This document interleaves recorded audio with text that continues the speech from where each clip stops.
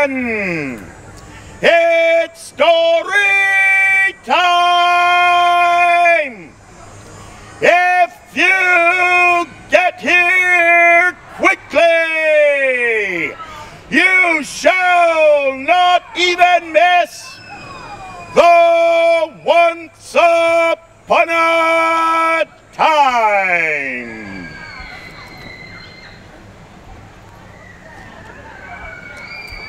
The story of the death of Abu Nowas and of his wife. It's an Arabian story. The story comes originally from a book called 1001 Arabian Nights, so it may very well be the oldest story I tell. It's a story originally told by a storyteller by the name of Scheherazade, and I'm sure she told it better than I ever thought of telling it. But then again, she was telling the story to save her life. I used to tell this story quite a bit 25 years ago, but for some reason or other I gave it up. But recently, from what I understand, from talking with people from the 21st century, I've learned that Americans of the 21st century have taken up a great deal of interest in the Arabian part of the world. They're going there by the hundreds, nay, by the thousands. And so I thought to myself, well, since Americans of the 21st century are so very interested in the Arabian part of the world, I would take the Arabian story out of the bag of the stories that I hardly ever tell, and I'd put it back up on the board with the stories that I tell all of the time. And it seems that people are more interested in it now than they were 20 years ago, and so I have determined that I shall continue to tell the Arabian story until the Americans of the 21st century come back from the Arabian part of the world and come back home where they belong, and as far as I'm concerned, that cannot happen soon enough. But that's not because I don't like telling the story, understand? It's merely because the Crusades were a bad idea during the Dark Ages, and they're still a bad idea today. Ladies and gentlemen, it's story time, and the story is starting right now. Once upon a time, there lived a man whose name was Abu Nowas. Now, Abu Nowas was a great favorite of the Sultan of the country in which he lived, for it seems that Abu Nowas had been the Sultan's favorite jester for many, many years.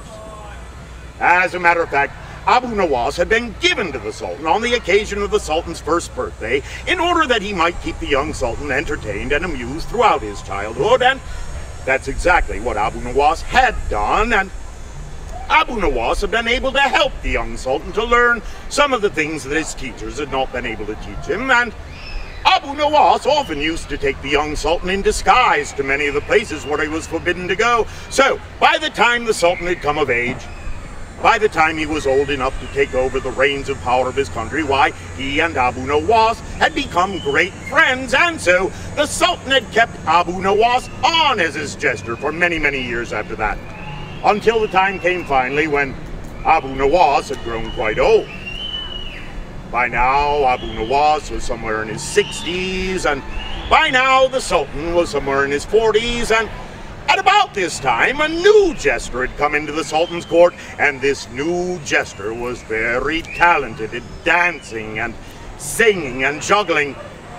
These were all things that Abu Nowas himself could not do, and so the Sultan had taken this opportunity to retire old Abu Nowas, and he had hired on the new jester. Although Abu Nowas was still in good favor with the Sultan, so much so that the Sultan had bought Abu Nowas a small house on the outskirts of the city, and so you see, Abu Nowas and the Sultan still lived in the same city, although Abu Nowas now lived in the small, poor, simple house, while the Sultan still lived in the grand and glorious palace. But up till now, that's all been exposition. As our story begins, one day the wife of Abu Nowas died, and Abu Nowas went to the palace of the Sultan, and with tears in his eyes he walked into the hall of justice where the Sultan was sitting, and he said, "Oh, mighty Sultan, my wife is dead."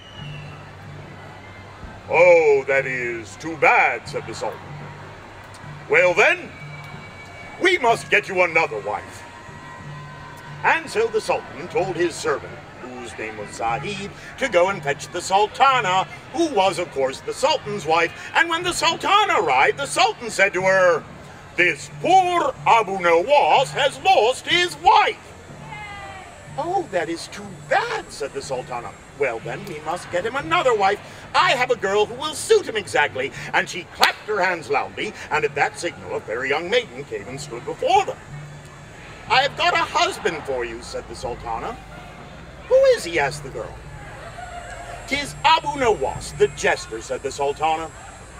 "Well, then I shall take him," said the girl, and as Abu Nowas made no objections, it was all arranged. Now, the Sultana bought the bride a beautiful new wedding dress, and the Sultan paid for the bridegroom's wedding suit, and the Sultan gave them 1,000 pieces of gold into the bargain, along with soft carpets for the house.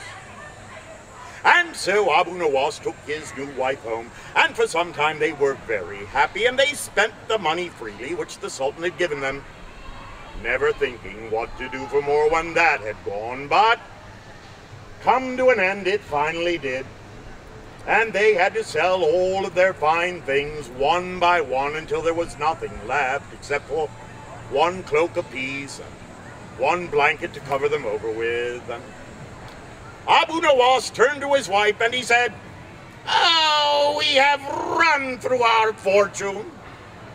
What are we to do now? I cannot go back to the palace of the Sultan. The Sultan has already hired on a new jester, but you, wife, you are still in good favor with the Sultana. Go to the palace of the Sultana and throw yourself at her feet and beg and weep. Perhaps she would give us something." "Oh, no," said the wife, "I would not know what to say. You had much better go." "Oh, very well, then," said Abu Nowas. "But I shall go to the palace of the Sultan, and I shall tell the Sultan..." "Oh, I know. I'll tell the Sultan that we're couldn't tell the Sultan that. I know. I'll tell the Sultan that you are dead, and that I have no money to pay for your funeral. Well, then he'll have to give me something." "Oh, yes," said the wife, "that seems like a good plan."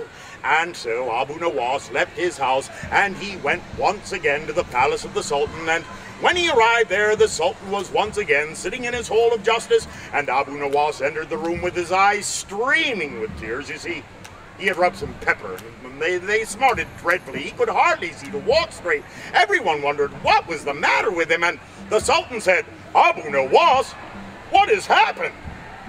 And Abu Nowas said, "Oh, mighty Sultan, my new wife is dead too." "Oh, that is too bad," said the Sultan, "but we must all die."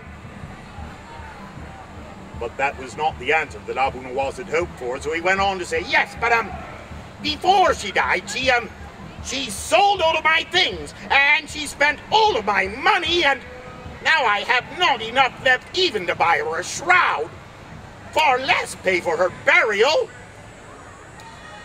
And the Sultan told his servant Zahid to give Abu Nowas 100 pieces of gold. And after the money had been counted out, Abu Nowas left the palace with tears in his eyes, but with joy in his heart. And when he arrived at home, his wife said to him, "Well, have you got anything?" And Abu Nowas threw his purse down on the table, and he said, "Yes, I have 100 pieces of gold. But that shall not last us long. You know how we are, wife." "Oh, but it was a wonderful plan. It worked splendidly.